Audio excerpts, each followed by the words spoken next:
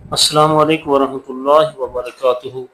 پیارے ناظرین کرام، آج ہم ایک بہت اہم شرعی مسئلے کی وضاحت کرنے جا رہے ہیں جو کہ اکثر گھروں میں غفلت سے، جہالت سے یا جذبات میں آ کر پیش آ جاتا ہے، اور وہ ہے اگر کوئی شوہر اپنی بیوی کو بالکل اکیلے میں طلاق دے دے، نہ بیوی موجود ہو نہ کوئی گواہ، تو کیا ایسی طلاق واقع ہو جاتی ہے؟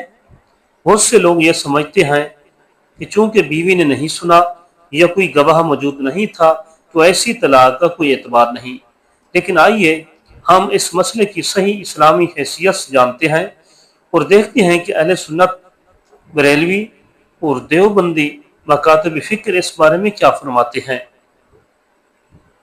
اسلامی شریعت اور فقہ حنفی کے مطابق اگر شوہر تنہائی میں کسی کو سنائے بغیر صرف زبانی طور پر طلاق دے دے اور بعد میں خود اس کا اقرار کرے کہ ہاں میں نے طلاق دی تھی، تو وہ طلاق شرعاً واقع ہو جاتی ہے، اور اس پر نہ کسی گواہ کی شرط ہے نہ بیوی کے سننے کی۔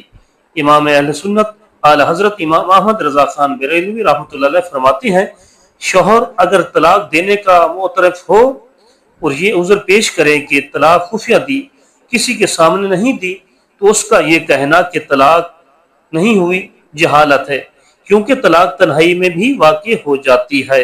فتاوی رضویہ جلد 12 صفحہ 366۔ یعنی طلاق کے لیے نہ گواہوں کی شرط ہے نہ بیوی کی موجودگی کی، صرف شوہر کا کہنا اور اقرار کافی ہے۔ اس مسئلے پر علماء دیوبند بھی بالکل متفق ہے۔ دارالعلوم دیوبند کے فتاوی میں واضح طور پر درج ہے کہ اگر شوہر طلاق دے دے اور بعد میں کہے کہ ہاں میں نے دی تھی، تو وہ طلاق واقع ہو جائے گی، چاہے بیوی کو خبر ہوئی ہو یا نہ، گواہ موجود ہوں یا نہ ہوں۔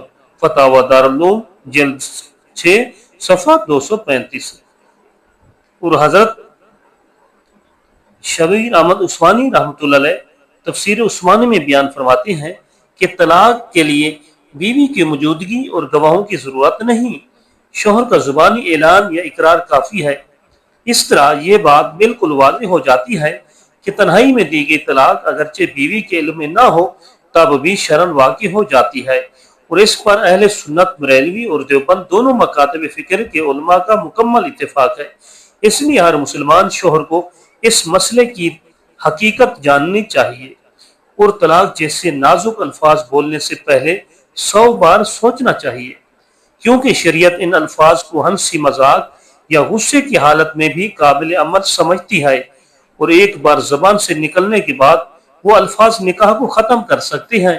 لہٰذا بہتر یہی ہے کہ ایسے مسائل میں ہمیشہ کسی مستند مفتی یا دارالافتاء سے رجوع کیا جائے تاکہ گھر کا نظام صحیح طریقے سے شریعت کے مطابق چل سکے۔ پیارے ناظرین، اگر آپ کو ہماری یہ ویڈیو معلوماتی اور مفید لگی ہو تو اسے ضرور دوسرے لوگوں تک پہنچائیں، شیئر کریں اور ہمارے یوٹیوب چینل حنیف وائس کو سبسکرائب کریں، جہاں آپ کو روزانہ قرآن و حدیث اور فقہی مسائل کی روشنی میں آسان اور عوامی زبان میں رہنمائی فراہم کی جاتی ہے۔ جزاکم اللہ خیرہ۔ خدا حافظ۔